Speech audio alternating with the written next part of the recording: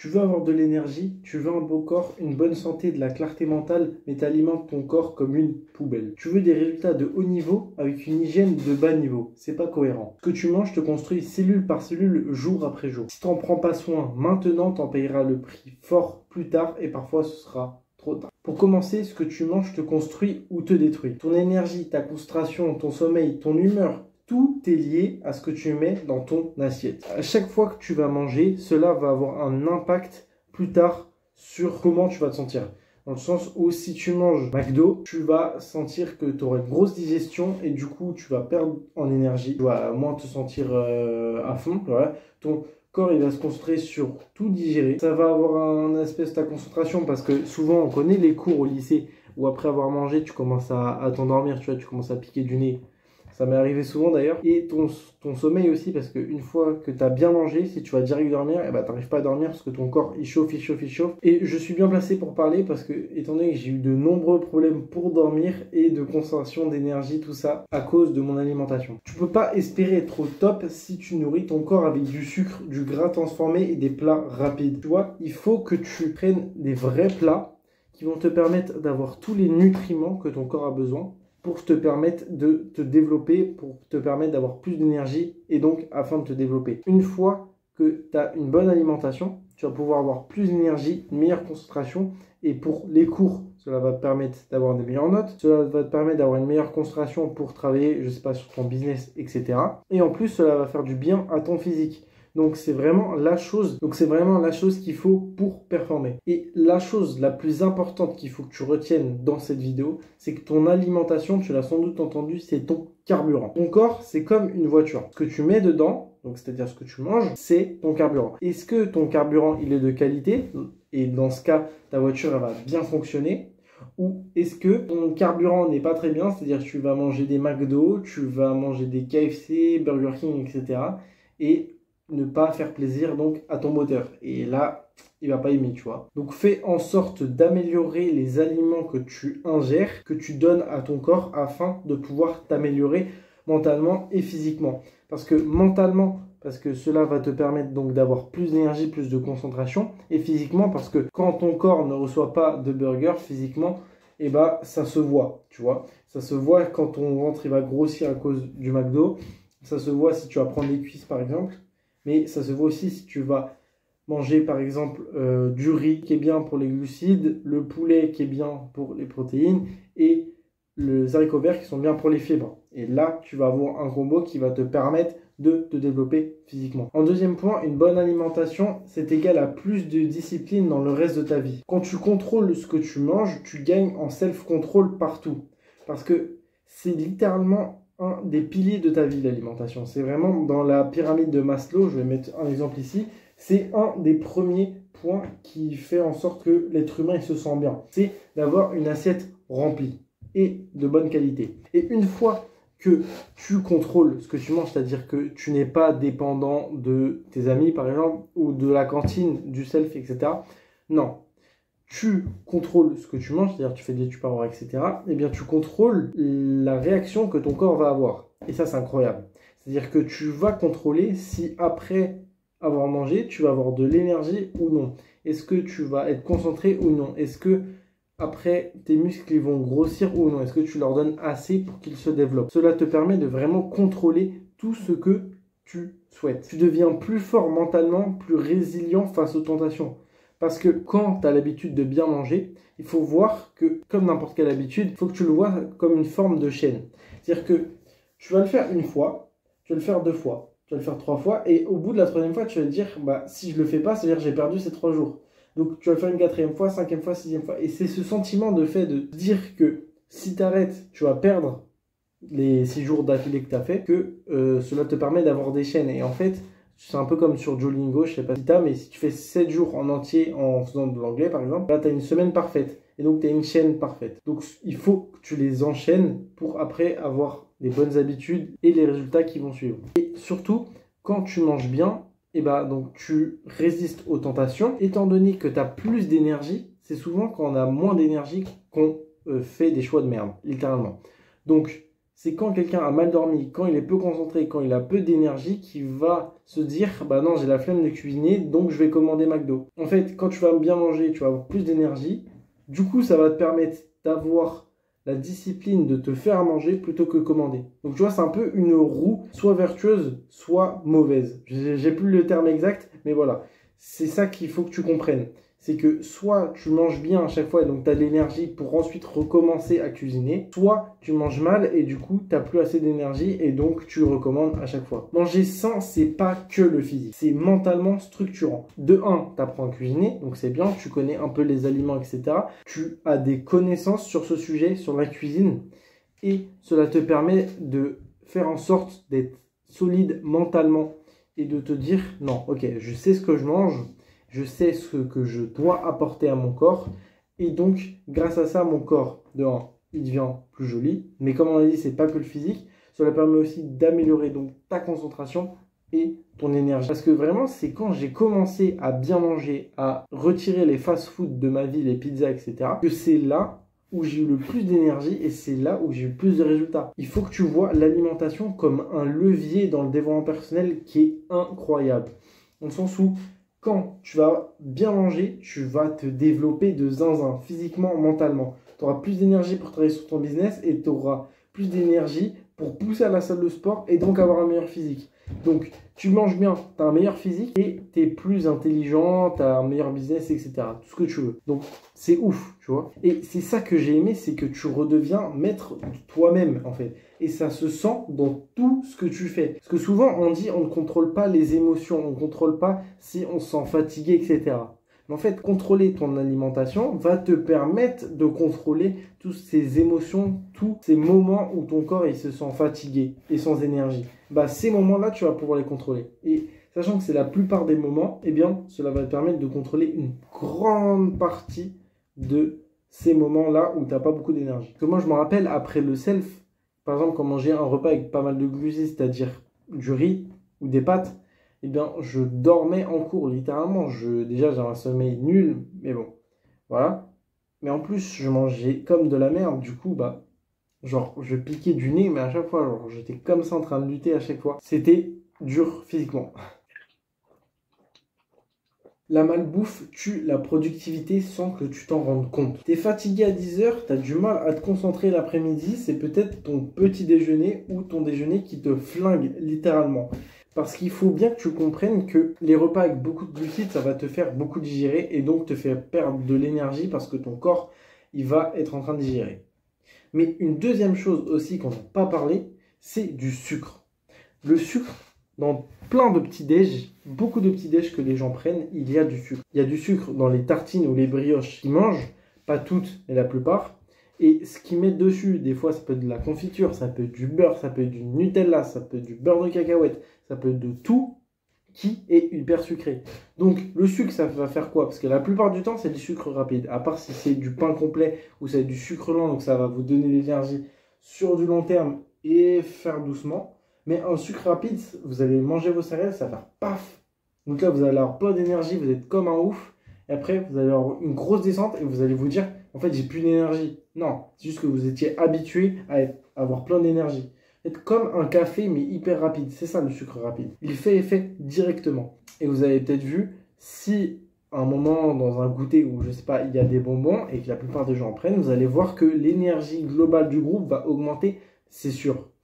Mais après, 1 heure plus tard, vous allez voir que s'ils n'ont pas continué à prendre, je sais pas, du café ou des boissons énergisantes ou du sucre, eh bien, l'énergie, elle va baisser et tout le monde va se sentir épuisé. Alors que non, c'est juste leur niveau d'énergie a monté fortement et du coup a diminué plus bas que de base. Et eux, ils étaient habitués à avoir de l'énergie tout en haut. Donc comme on a vu, certains aliments, ils te ralentissent, mais d'autres, ils te boostent. D'autres vont te permettre de t'améliorer. Et c'est là où c'est vraiment important et c'est là où c'est cool, entre guillemets, de choisir ton alimentation parce que c'est toi qui vas décider quels aliments vont te booster et quand tu vas les prendre, etc., etc. Quels aliments vont avoir tel effet, tu vois, et ça, c'est trop bien. Donc, il faut que tu enchaînes les repas qui te boostent. Il faut aussi que tu comprennes qu'il y a 2 types de repas. Il y a ceux, les sportifs, qui va être riche en glucides parce que ton corps, il a besoin de glucides. Il en consomme pour physiquement quand tu vas à la salle ou quand tu cours ou que tu fais du vélo, que tu nages, etc. Quand tu fais du sport, il consomme les glucides. Pour s'améliorer physiquement, il a besoin de glucides. Donc, les sportifs vont manger des glucides. Sauf que les glucides, c'est les pâtes, le riz. C'est ce qui te fait digérer et du coup, après, t'es KO. Si tu veux performer mentalement et donc pas physiquement, tu vas essayer de manger un repas qui a très peu de glucides, c'est-à-dire tout ce qui est haricots verts, tout ce qui est protéines, c'est-à-dire juste haricots verts, poulet par exemple. Mais si tu as envie de glucides, tu fais poulet, haricots verts par exemple, et surtout du riz et des pâtes. Et c'est là où tu vas performer physiquement. Donc il faut que tu choisisses si tu as envie de performer physiquement ou mentalement. C'est à toi de décider si tu as envie de t'améliorer dans tes notes ou dans le business ou avoir un beau physique. Eh bien, c'est toi qui choisis. Mais là, sans doute que tu vas me demander, mais si j'ai envie de faire les deux, si j'ai envie de performer mentalement et j'ai envie de performer physiquement, comment je fais? Eh bien, c'est simple. Tu vas prendre du petit-déj au déjeuner, tu vas manger aucune glucide. C'est-à-dire que tu vas être full focus. Donc là, tu vas être très très productif. Et retenez bien, ça veut dire que vous n'allez pas faire du volume, ça veut dire que vous n'allez pas faire 8h, 17h. Non, vous allez faire 3 heures, mais à fond, à fond, à fond. Et 3 heures qui vont être équivalents à 6-7 heures. Donc, vous avez été très productif jusqu'à midi. Pareil, midi, vous n'avez pas le crash, etc. Et une fois que vous avez fini de travailler, ça peut être même avant midi, hein, mais on va dire que vous finissez de travailler à partir de 14h-15h, bah à 15h, vous allez manger un repas qui va vous monter énormément en glucides. Et donc là, votre corps, il va être refait comme un dingue. Parce que là, il va se permettre d'avoir de l'énergie pour après à la salle de sport. Et après la salle de sport, vous allez aussi manger repas glucides. Donc ça veut dire que vous aurez 4 repas où les 2 premiers sans glucides, les 2 derniers avec glucides. Et avec pas mal de glucides, vous voyez. Donc là, ça va vous permettre de être bon le matin mentalement quand vous avez le plus d'énergie mentale et à la fin mettre tout ce que votre énergie physique dans le sport. Donc ça va vous permettre de compartimenter et c'est ça le plus important. Donc bien manger, c'est égal à plus d'énergie, plus de clarté, plus de performance. C'est vraiment ça qu'il faut retenir. Tu veux avancer vite, bah, nourris ton cerveau comme un athlète. Littéralement, il faut que tu comptes chaque calorie, il faut que tu comptes chaque protéine, etc. Si tu veux performer physiquement. Alors, je ne te dis pas de manger au gramme près. Hein. Il ne faut pas être un ouf avec tout le temps sa balance et compter tac tac. Alors, j'ai 29,7 grammes de protéines. Moi, je dois arriver à 30, donc c'est pas bien. Non, il ne faut pas être un ouf non plus. Il faut, voilà, il ne faut pas manger que McDo, mais il ne faut pas être un ouf du grammage. En gros, il faut être dans un entre-deux qui va te permettre de... Des fois... Moi, je ne le fais pas. Mais des fois, tu peux manger fast-food. Des fois, on va dire pas une fois par semaine. Hein. Une fois toutes les 2 semaines. Grand max. Parce qu'on dit une fois par semaine, on peut se faire un cheat meal. Bon. Si vous avez vraiment du mal, vous pouvez. Mais si vous êtes un skinny et vous n'êtes pas gros, c'est-à-dire que voilà, vous n'êtes pas lourd, vous faites toutes les 2 semaines. Si vous êtes gros et que vous êtes habitué globalement à manger McDo, faites-le toutes les 1 semaine. Et après, surtout, mais ne vous bloquez pas 1 semaine. Continuez à repousser. Après, vous allez faire 1 semaine 1 jour, 1 semaine 2 jours, 1 semaine 3 jours, 1 semaine 4 jours, et après 2 semaines, 3 semaines, 1 mois.